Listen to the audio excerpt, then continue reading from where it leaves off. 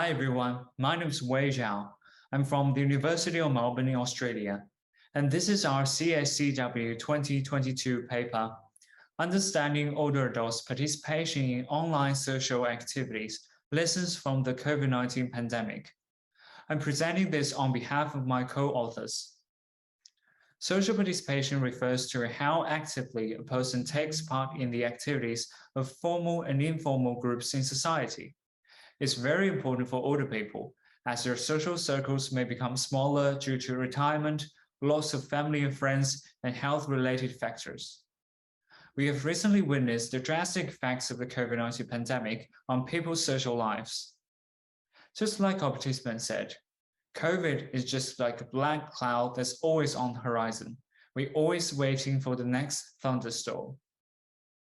Recent studies have shown that many older people experience reduced quality of life and increased risk of social isolation and loneliness because of limited social contact and interaction with people. During the first few years of the COVID-19 pandemic, many countries introduced stay-at-home orders and lockdown restrictions.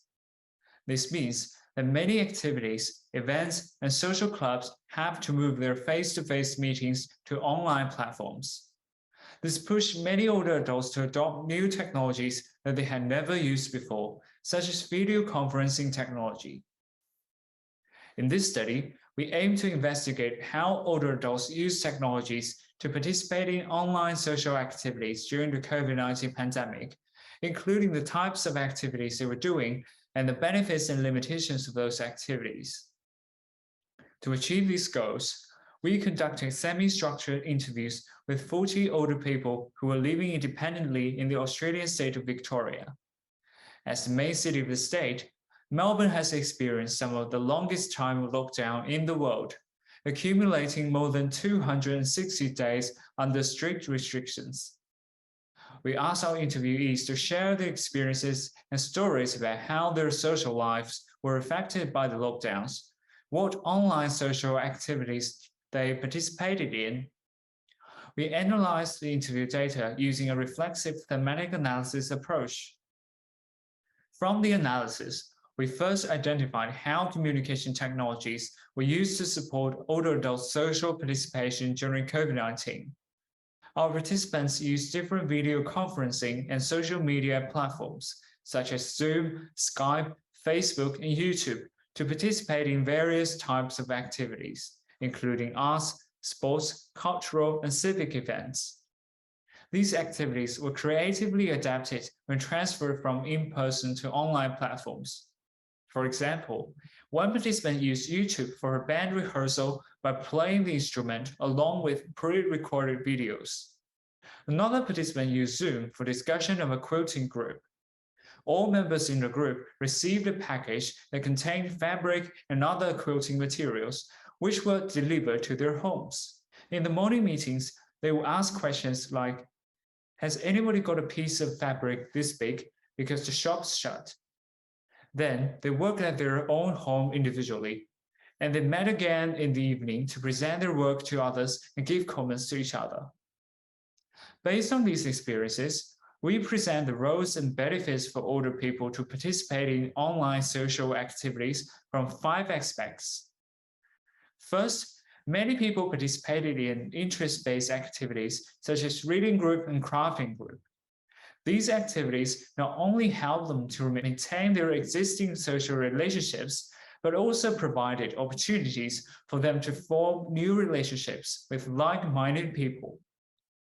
Second, during these online social activities, our participants shared uplifting encouragement and support with others, such as sharing food by putting it in other people's letterboxes, having regular check-in calls, and celebrating special moments with others, like Zoom birthday parties. Third, many interviewees use technology to participate in community discussions on civic and social issues, such as proposing solutions to keep the town tidy and neat, and raising funds for recovering the community after a bushfire. Fourth, many participants attended knowledge-based social groups after retirements to learn new skills and knowledge. They usually involve guest speakers from different fields to deliver lectures. The topics can range from health, farming, local history, bird watching, nutrition, to technology, music, and philosophy. Finally, our participants use technologies for playing games, which help them relieve the boredom of staying at home for a long time, get distractions from the pandemic environment, and remain active cognitively when resources were limited.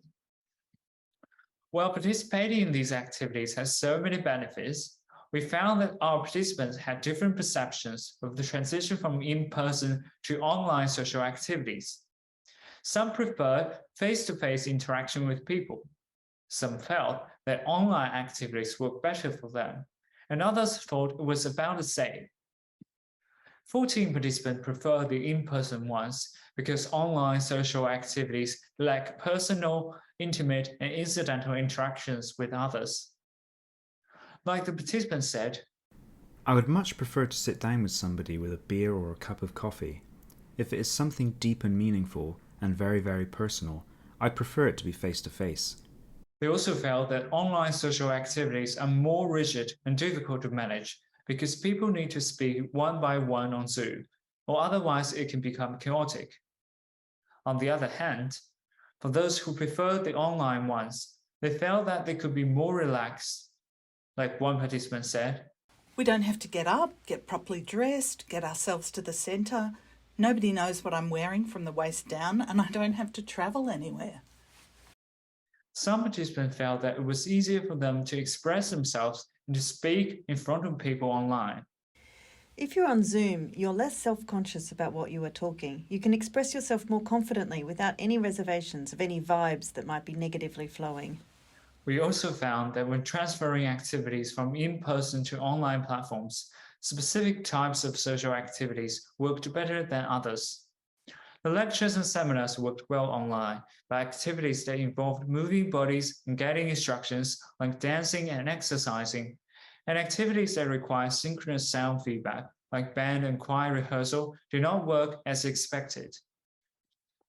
Based on these findings, we propose a taxonomy of multi-layered meaningful activities for older adults' digital participation, including communication and interaction with people, which refers to social activities that can support older adults' communication with others and involve the exchanges for social contact. Collaboration with people, which refers to social activities that involve working with other people on the same project collaboratively. Lifelong learning enrichment, which means activities for older people to learn new things and enrich their life experiences. And contributions to society, which means social activities that enable older people to feel connected to the wider world and make contributions that can have a positive impact on society. We also propose 4 implications for supporting older adults' online social participation. Future design should integrate physical and material artifacts into online social activities, which can provide a sense of co-presence and carry a greater sense of intimacy. Provide more opportunities for incidental and casual interactions during the activities. Design systems that are easier for activities to be facilitated and managed, such as through the management of turn-taking during online conversations. And design systems that work better for activities that require synchronous feedback and suitable for home internet environments. More details about this study can be found in the full paper. Thank you.